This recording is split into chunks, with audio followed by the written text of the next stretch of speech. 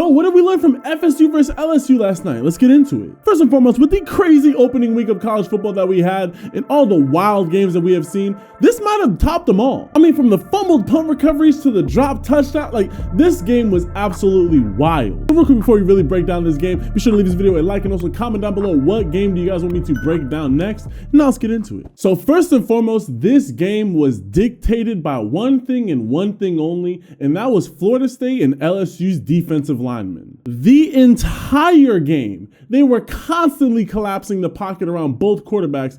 Unfortunately, both of these quarterbacks are extremely mobile. Jordan Travis had 8 carries for 31 yards, but his rushing was more so to evade pressure to continue to make a throw downfield. It wasn't necessarily how Jaden Daniels was. Jaden Daniels was a lot more apparent, seeing that he had 16 carries for 114 yards. But like I said, after the first half, the score was only 7-3. The defensive linemen were doing a phenomenal job of trying to at least contain the quarterbacks as much as they could, but they were constantly getting pressure on the QBs to where if they couldn't roll out, the play was ending very quickly. Now, speaking of the defensive line, LSU lost a major piece in their offensive line in Mason Smith extremely early in the game with a non-contact knee injury. And like what we saw from most of the college football teams around the country, the defense was a lot further ahead in their comfortability and their just being up to game speed than the offense was. And that was quite apparent. Both quarterbacks and both offenses struggled to get really anything going. Obviously, Jaden Daniels was able to use his legs a little bit more effectively for LSU, but when it came to the passing game, neither quarterback, especially in the first half, things got a little bit better for FSU in the second half,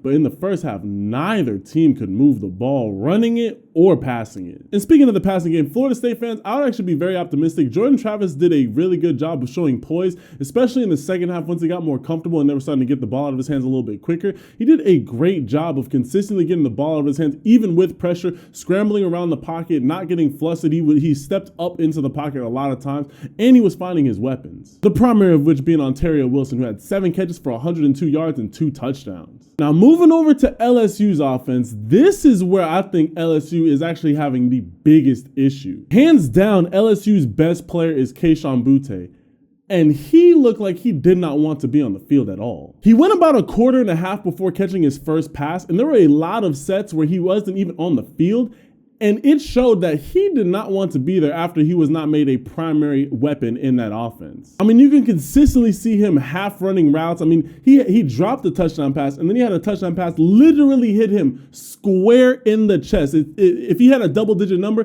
it would have split the numbers, and he wasn't even looking for the ball. Kayshon Boutte did not want to be there. And obviously, now that we have news that Kayshon Boutte has completely removed all of his references to being an LSU athlete, there's a lot to wonder as to what is going on in that wide receiver room and just with Kayshon and LSU right now. Now, unfortunately for Kayshon, even though he wasn't performing up to his best, the offense didn't really slow down on the receiver side. There were 4 receivers who all had 5 receptions ahead of him, and they all had around 40-ish yards. So LSU showed that we can at least spread the ball around. Don't get me wrong, LSU's offense is light years better when Kayshon Boutte has made the focal point of it and they're feeding him the ball. But if he's going to be acting like this, and if he's going to be like that quote-unquote diva receiver, things are going to be kind of hard for LSU on the offensive side of the ball. Speaking of that, their running game was non-existent. Obviously, Jaden Daniels had 113 rushing yards. The next closest guy was Noah Cain, who had 7 carries for 23 yards. Like, that is not going to get it done. Now, to give a more overall summary of the game itself, while I do believe that Florida State did win the game,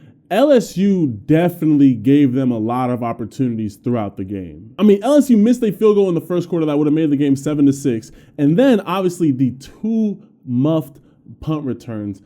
Absolute kill. The game should have been over right there. The fact that Florida State fumbled it on the literal goal line and gave LSU even a chance to win this game in the way that they did, LSU is so lucky that that even happened. But those mistakes cannot happen. I mean, missing a field goal, 2 fumbles in the worst possible way. Literally fumbling a punt return is like the worst thing that you could possibly do. And then on top of that, to have Kayshon not just kind of be in his mood, LSU has got to go back to the drawing board, and they've got to fix a lot of things. You can see that there was a lot of frustration later in the game. I mean, number 11, that targeting call by number 11 was egregious, and you could tell that that was nothing more than just frustration. So to give my overall breakdown of LSU has got a lot that they have got to work on, not necessarily on the field, but more so mental. It seems like Brian Kelly doesn't have a full grasp, a full lock on the team right now. I mean, when your star player is showing that they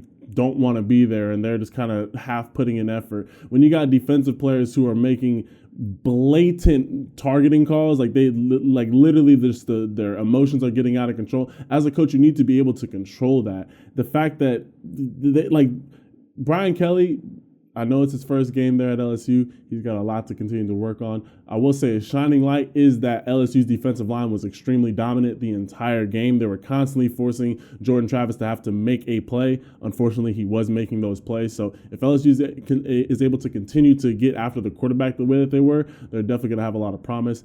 They need to find a running back.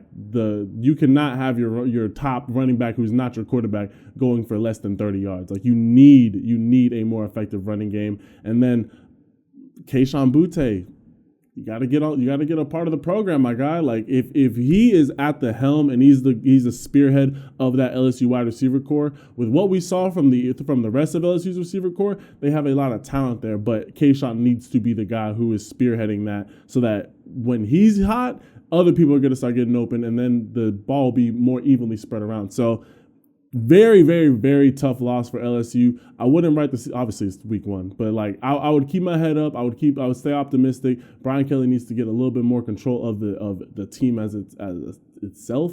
Jesus, that was tough. But he needs to get more of a grasp of the team itself. But overall, when they find a running back, they continue to get after the quarterback, and either Jaden Daniels continues to settle down and is able to spread the ball around more effectively, or I've been seeing a lot of guys saying that they want the backup to start. So we'll see what they do at quarterback. But overall, LSU, tough loss, but overall, you have a lot to look forward to this season. And Florida State being 2-0, this is a good sign for Florida State. I know Florida's been rough for a lot of Florida State fans these past couple of years.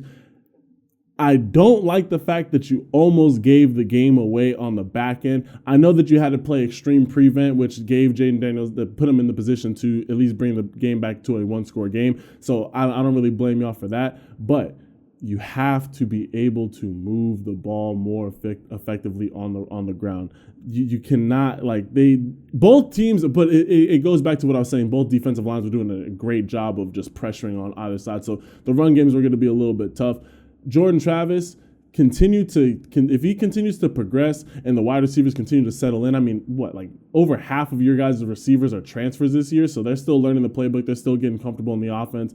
Once Florida State's offense continues to settle in with how well their defense played, you guys can go extremely far in the ACC. But I want to hear from y'all. Comment down below, what did you guys think of the game? It was a absolute wild game. I want to hear what your guys' thoughts are on LSU and Florida State. What do you guys think about Kayshon and just how his overall performance was? On my Florida State fans, what did you guys think of Jordan Travis? On my LSU fans, what do you guys think of Jaden Daniels? Be sure to comment all that down below. Be sure to leave this video a like, hit that subscribe button, turn your notifications. We're on the road to 300,000 subscribers. And with that being said, I love and appreciate all y'all, and I will catch you guys in the next video.